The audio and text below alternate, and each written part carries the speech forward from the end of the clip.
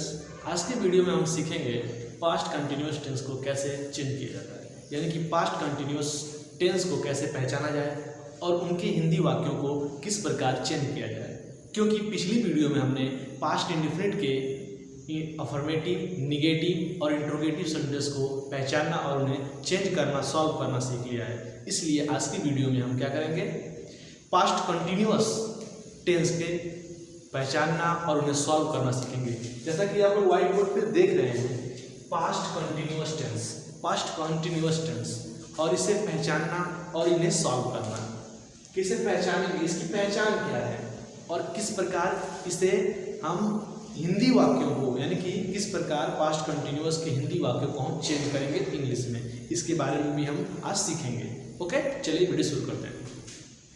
पहचान, पहला है पास्ट कंटिन्यूअस टेंस।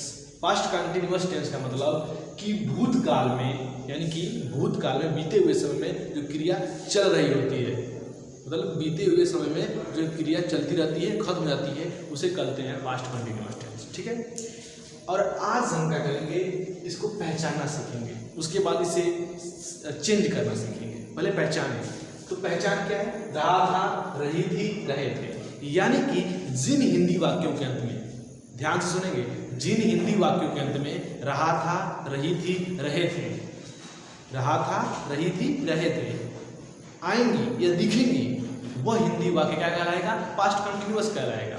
ओके, अब आप कहेंगे कि ठीक है, हम हिंदी में तो पहचान लेंगे कि वाकई में रहा था, रही थी दिख गया हिंदी वाक्यों में, तो हमने पहचान लेंगे कि ये पास्ट कंटिन्यूअस है। यदि इंग्लिश में सेंटेंस दिया रहेगा तो कैसे पहचानेंगे कि ये इंग्लिश सेंटेंस पास्ट कंटिन्यूअस का है। उसके लिए एक छोटा सा ट्रिक है, मैं बताता हूँ उसको पहचानने का तरीका इंग्लिश में। चलो हिंदी में पहचान लेंगे, आप इंग्लिश में कैसे पहचानेंगे, इंग्लिश में कैसे पहचानेंगे। इंग्लिश से पहचानने का तरीका बहुत आसान है। सब्जेक्ट क्या है, सब्जेक्ट प्लस वाज या वर्ब प्लस मेन वर्ब की फर्स्ट फॉर्म में ING plus object plus other verb, ये है फॉर्मूला। यदि कोई भी इंग्लिश सेंटेंस, यदि कोई भी English sentence subject plus was या वर्ब प्लस मेन वर्ब की फर्स्ट फॉर्म में आईएनजी ऑब्जेक्ट अदर वर्ड, क्या ऑब्जेक्ट अदर वर्ड को फॉलो करते हुए, यानी कि इस दिशा निर्देश पे कोई सेंटेंस बना हुआ मिले, इस क्राइटेरिया पे कोई सेंटेंस बना हुआ मिले, उसमें सब्जेक्ट के बाद वाज या वर्ब हो और मेन की फर्स्ट फॉर्म में आईएनजी हो और ऑब्जेक्ट अदर वर्ड हो, तो वह इंग्लिश सेंटेंस क्या कहलाएंगे, पास्ट कंटिन्यूअस का इंग्लिश सेंटेंस कहलाएगा। क्या कहलाएगा, पास्ट कंटिन्यूअस का इंग्लिश सेंटेंस कहलाएगा। यदि आप तो पहचानना भी सीख गए और इंग्लिश सेंटेंस को कैसे पहचानने को भी सीख गए, अब हम क्या करेंगे, एग्जाम्पल, मैं आपको एग्जाम्पल की मदद से पहचानना और उन्हें इंग्लिश में चेंज करना सिखाऊंगा। ओके, आप इसका स्क्रीनशॉट ले सकते हैं। चलिए हम एग्जाम्पल की मदद से देखते हैं। जैसा कि हम एग्जाम्पल लेंगे और एग्जाम्पल की मदद से वाक्यों को पहचानना, यानी कि एनालाइज करेंगे कि वाकई में ये हिंदी वाक्य पास्ट कंटिन्यूअस टेंस का है कि नहीं, और वो कैसे उसे हम इंग्लिश में चेंज करें। तो पहले पहचानेंगे और हिंदी वाक्य लेते हैं। एक हिंदी पहला एग्जाम्पल है, बच्चे मैदान में फुटबॉल खेल रहे थे।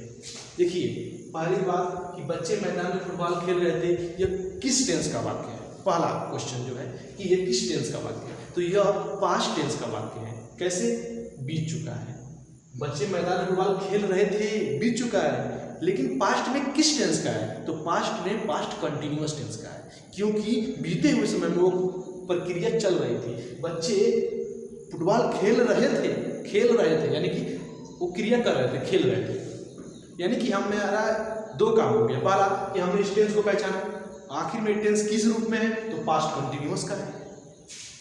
ये अफर्मेटिव है कि निगेटिव है, तो यह अफर्मेटिव सेंटेंस क्या है, अफर्मेटिव सेंटेंस है। और जो मैंने लिखा है फॉर्मूला, वो भी क्या है, अफर्मेटिव है।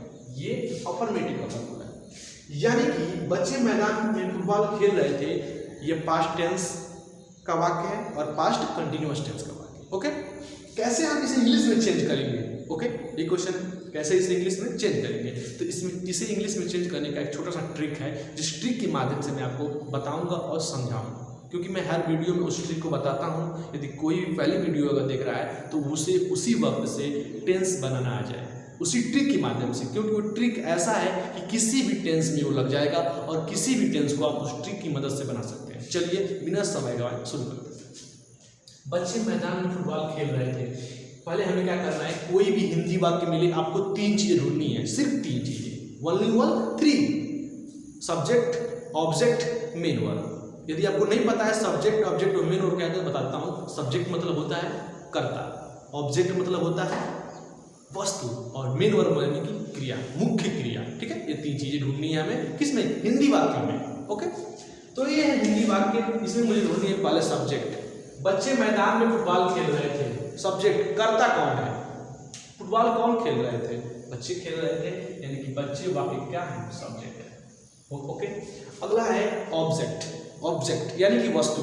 बच्चे क्या खेल रहे थे, तो फुटबॉल खेल रहे थे, यानी कि फुटबॉल वाक्य का क्या है, ऑब्जेक्ट। अगला है की वर्ब यानी कि मेन वर्ब। मेन वर्ब कौन है, क्रिया क्या हो, क्या बच्चे कौन सी क्रिया कर रहे थे, खेलने की, बच्चे खेलने की क्रिया कर रहे थे, यानी कि ये है मेन वर्ब की फर्स्ट फॉर्म। ओके, अगला है कि बच्चे, 3 चीजें हो गई, सब्जेक्ट, ऑब्जेक्ट और मेन वर्ब। बाकी इन 3 चीजों को छोड़ने के बाद जो बचता है उसे अदर वर्ड कहते हैं, यानी कि मैदान में वाक्य का अदर वर्ड है। ओके, आपको कोई भी हिंदी सेंटेंस मिलेगा, आप पहले उसे एनालाइज करेंगे कि ये किस टेंस का है, उसके बाद आप देखेंगे कि अफर्मेटिव है कि नेगेटिव है, उसके बाद आप क्या करेंगे, आपको 3 चीजें ढूंढेंगी, सब्जेक्ट, ऑब्जेक्ट और मेन वर्ब। सब्जेक्ट मैंने ढूंढा, ऑब्जेक्ट, मेन वर्ब ढूंढ लिया।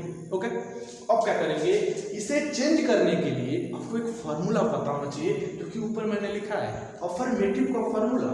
सब्जेक्ट वाज या वर्ब, मेन की फर्स्ट फॉर्म है आईएनजी, ऑब्जेक्ट अदर वर्ब। आप कहेंगे कि वाज किसके साथ लगेगा, वर्ब किसके साथ लगेगा, तो ये लगेगा सिंगुलर के साथ, एक वचनकर्ता के साथ, और ये लगेगा प्लूरल के साथ, बहुवचनकर्ता के साथ। ओके, चलिए देखते हैं, इसको बनाते हैं, उसके बाद आप समझ जाएंगे। सब्जेक्ट, वाक्य का सब्जेक्ट कौन है, वाक्य का सब्जेक्ट कौन है, फार्मूला क्या है, क्या कह रहा है, फार्मूले को एनालाइज करेंगे, जैसा फार्मूला कहेगा वैसे हम वाक्य को वैसे सेट कर देंगे, हमारा वाक्य बनकर कंप्लीट हो जाएगा। तो फार्मूले के अनुसार सब्जेक्ट, तो वाक्य में सब्जेक्ट कौन है, बच्चे यानी कि चिल्ड्रन, लिख दिया हमने चिल्ड्रन। उसके बाद क्या आएगा, वाज या वर्ब। फॉर्मूले के अनुसार वाज या वर्ब, तो वाज या वर्ब में से कौन लगेगा, बच्चे एक नहीं है, बहुत सारे बच्चे हैं, यानी कि क्या रहेगा, वर्ब, यानी कि बहुवचन है, बच्चे बहुत सारे हैं, बहुवचन यानी कि वर्ब। तो फॉर्मूले के अनुसार सब्जेक्ट, वाज या वर्ब में से वर्ब, उसके बाद मेन वर्ब की फर्स्ट फॉर्म, मेन वर्ब की फर्स्ट फॉर्म, तो हमने पहले से ढूंढ रखा है, मेन वर्ब की फर्स्ट फॉर्म क्या है, खेलना यानी कि प्ले। उसके बाद क्या है, उसके बाद है मेन वर्ब की फर्स्ट फॉर्म में आईएनजी, क्या है, मेन वर्ब की फर्स्ट फॉर्म में आईएनजी, यानी कि आईएनजी हो गया हमारा playing. Okay, children were playing. उसके बाद क्या है, ऑब्जेक्ट, वाक्य का ऑब्जेक्ट कौन है, तो फुटबॉल, हमने लिख चुका है फुटबॉल, फुटबॉल।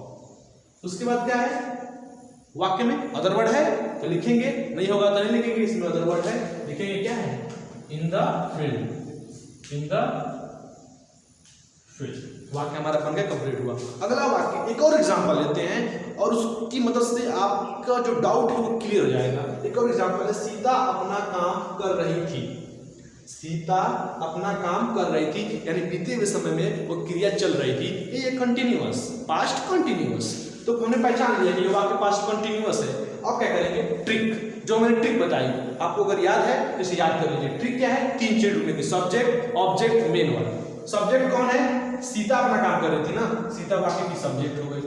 अगला क्या है, अगला है ऑब्जेक्ट, सीता क्या कर रही थी भाई, अपना काम कर रही थी, सीता अपना काम कर रही थी, आपकी काम नहीं करती, अपना काम कर रही थी, यानी कि वाक्य का ऑब्जेक्ट।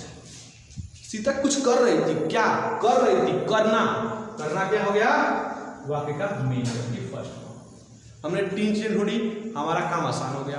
अब क्या करना है, साथ ही साथ आपको इसे चेंज करने का अफर्मेटिव, ये अफर्मेटिव है ना, तो अफर्मेटिव का फार्मूला आपको पता होना चाहिए, जो कि मैंने लिखवाया है, इसे आप याद कर लेंगे और इसी फार्मूले के अनुसार आपको वाक्यों को सेट करना है, यानी कि जैसा ये फार्मूला कहेगा वैसे वाक्यों को लिखना है। तो ये फार्मूला कह रहा है सब्जेक्ट, तो वाक्य का सब्जेक्ट पता है सीता, लिख देंगे, लिख दिया हमने सीता। उसके बाद फार्मूले के अनुसार वाज या वर्ब, आपको पता है कि एक वचनकर्ता के साथ वाज और बहुवचनकर्ता के साथ वर्ब, यानी कि यदि हमारा सब्जेक्ट एक वचन होगा, यानी कि सब्जेक्ट हमारा सिंगुलर होगा तो वाज लगेगा, सब्जेक्ट प्लूरल होगा तो वर लगेगा। हमारा सब्जेक्ट सीता अकेली है, सिंगुलर है, तो क्या लगेगा?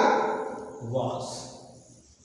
लगा दिया हमने सीता वाज। उसके बाद क्या है? मेन वर्ब की फर्स्ट फॉर्म। तो मेन वर्ब की फर्स्ट फॉर्म क्या है? करना। करना यानी कि डू। और उसके बाद क्या है? आईएनजी लगा देंगे, आईएनजी। ओके, ये हो गया हमारा सीता वाज डूइंग। अगला वाक्य क्या है? अगला फार्मूला कह रहा है कि ऑब्जेक्ट, वाक्य में आपको ऑब्जेक्ट दिख रहा है, यस, अपना काम करना, यानी कि सीता अपना काम करेगी, यानी कि हर वर्क। ओके, ये हमारा सेंटेंस बनकर कंप्लीट होगा। यदि आपको ये ट्रिक अच्छी लगी है, यदि ये वीडियो आपको समझ में आया है और आपने इससे कुछ सीखा है, तो आप वीडियो को लाइक करेंगे, चैनल को हमारे सब्सक्राइब कर लेंगे, जिससे कि हमारी अगली वीडियो की नोटिफिकेशन आपके मोबाइल फोन में चली जाएगी। यदि आपने इससे कुछ सीखा है तो इसे अपने फ्रेंड को शेयर कीजिए, जिससे कि आपका फ्रेंड भी ये ट्रिक सीख पाएगा। ओके, आप इसका स्क्रीनशॉट ले लीजिए, साथ ही साथ घर पे आप एग्जाम्पल लीजिए और उसका प्रैक्टिस कीजिए। ओके।